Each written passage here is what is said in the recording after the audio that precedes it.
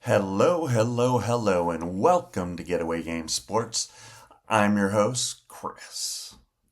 So, I want to get into this because I really had freaking great weekend watching the Women's College World Series, Sweet 16, the Super Regionals. Yes, wow. You had six of the eight series going to three games. Shows how competitive this whole series was. Um, I couldn't be more excited, to be quite honest with you, okay? So let's just kind of get going. So here we go. OU swept Bama. Good job, OU. Good job.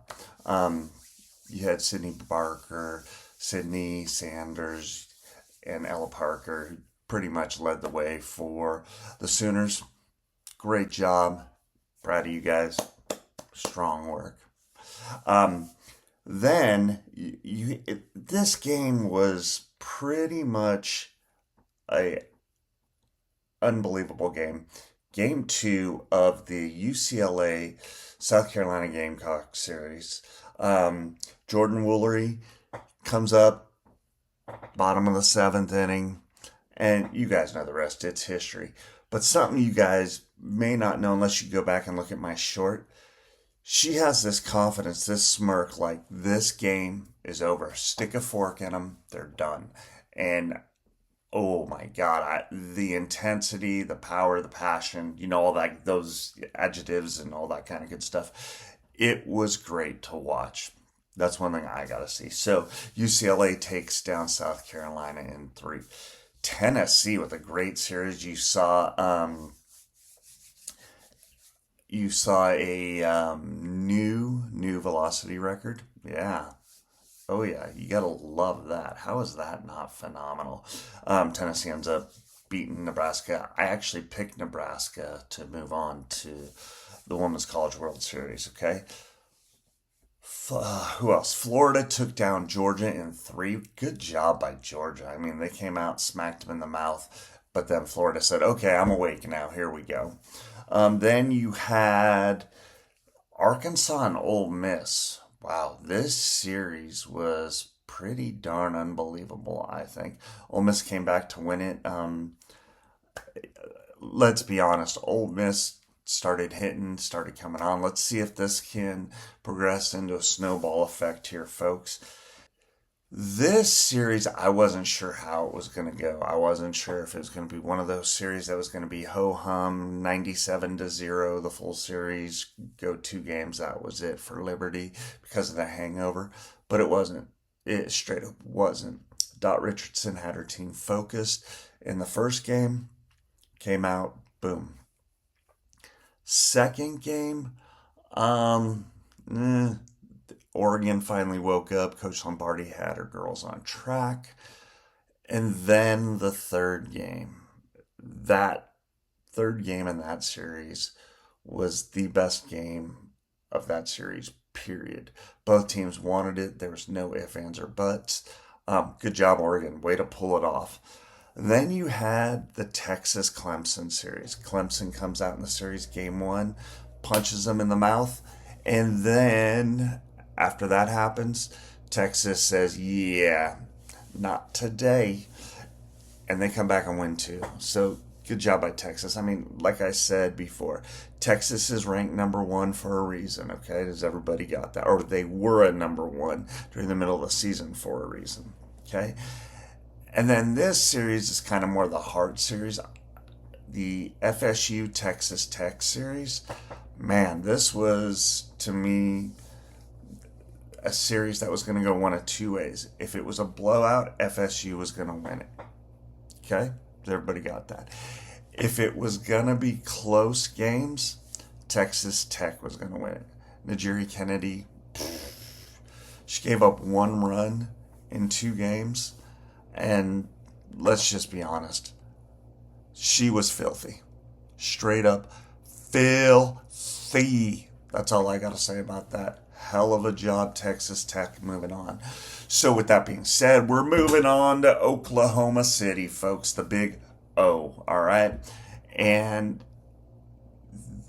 two brackets that are going to be unbelievable. One thing I will say is there will be at least one SEC team playing for the national championship. Has everybody got that? So here we go. Bracket number 1. You've got the number 2 ranked Oklahoma Sooners. You've got the number 3 ranked Florida Gators. You got the number 6 ranked Texas Longhorns. And you got the number 7 ranked Tennessee Volunteers. Wow, that's a bracket and a half. In this bracket, I don't know if anybody's noticed this, but Tennessee and Florida have both beat Oklahoma twice. Texas got swept by Oklahoma. I'm kind of curious to see how this works out. See if OU can move on to their 5th national championship series. I don't know. We're going to find out though, folks. Okay? Bracket number 2. All right, so you've got number 9 UCLA, you've got number 12 Texas Tech, you've got number 16 Oregon, and not rated Ole Miss. Okay, not rated, not ranked, Ole Miss. This bracket is very interesting, and here's why I say that. You've got Coach Lombardi, who is a product of Oklahoma. Okay, do we all see that? Okay, could it be the teacher versus the student in the national championship?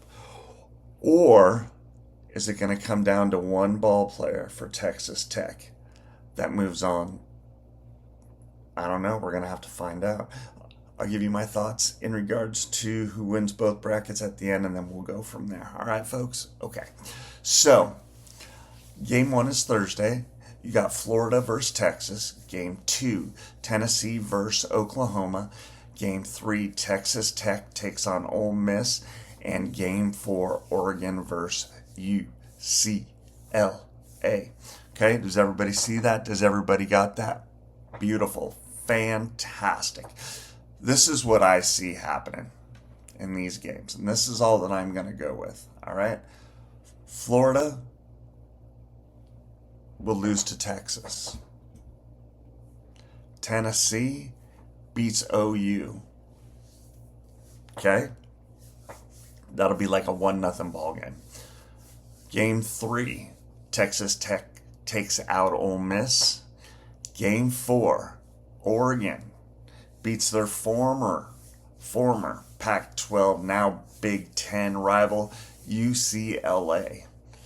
And then we'll see what happens from there. All right, folks? I'm going to get into the College World Series a little bit later down the road. I'm going to wait till they get to at least the Super Regionals and kind of go from there. But I do have a few thoughts in regards to it. Texas A&M Aggies. Beginning of the season, they were ranked number 1 in the nation. They did not make it. Now, there's always that, well, we're ranked number 1 in the nation, number 1 in the state, number 1 in this section, number 1 in the area. Okay? And they get that cockiness instead of that confidence. There's a thin line between cocky and confidence, if you all know what I'm saying. So, do you guys think that Texas A&M got a little too cocky for their britches, and when teams came in to play them, or they went in to play teams, they weren't having any of it? I don't know.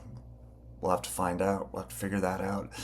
Only the Texas A&M Aggies can figure that out. They had a good ball club. They had great lineups. They had great pitching. Just didn't seem like it came through. So I'm curious to see, not excuses, but how they revamp for the 2026 season. And I'd love to be a fly on that wall in that coaches meeting to know which way they're going to go, or which way the coaches are going to refocus them. Are they going to start from the basics again and say, all right, last year didn't work.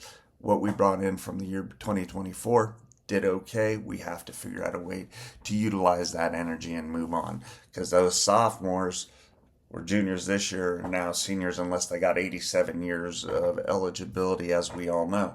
So I'm kind of curious to see how that turns out for them. All right. I would also like to talk about our sponsors. Yes, Para Travelers. Get all your traveling needs from Para Travelers. Also, you can find us on Instagram at Paratravelers. Okay? Go to paratravelers.net. That's PERATRAVELERS.net.